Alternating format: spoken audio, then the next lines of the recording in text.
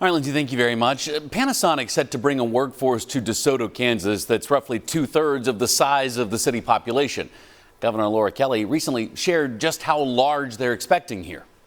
We got more than 400 full-time employees already, and 1,000 more will be hired by summer, totaling a workforce ultimately of 4,000 when this project is completed.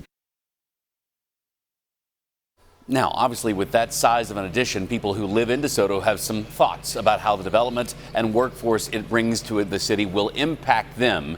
Olivia Acree talked to those people who live there. Olivia, you can almost hear it there in the governor's voice, how happy she is about what's going on, the potential large number of jobs coming to her state because of this. But people who live in that neighborhood, what do they think? Well, they have a range of opinions about how such a large development will affect their pretty small town. And so the city sent a survey out asking them some questions. It asks what residents think about things like city services, law enforcement, what's the quality of public education, business in downtown DeSoto, things like that. Because Panasonic is one of the largest investment projects in Kansas history, and it will help DeSoto grow. It'll also help provide funding for local schools and city services. Plus, it is boosting the local economy here. The city says sales have gone up 128% in DeSoto in the past year. And bringing new business downtown is an outcome that Charles Miller, a DeSoto resident I talked to, is pleased with and wants to see continue. This strip right here, 10 years ago, I wouldn't have thought it would come back. If something hadn't, like Panasonic, I don't think this strip would have survived. And the more they can get investment in this little strip here, I think the better off it would be for the city.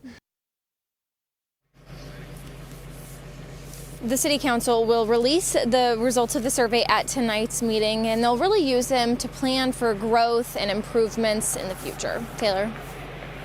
So will Panasonic help fund any improvements the city wants to do? Like, what role can they maybe play in this moving forward?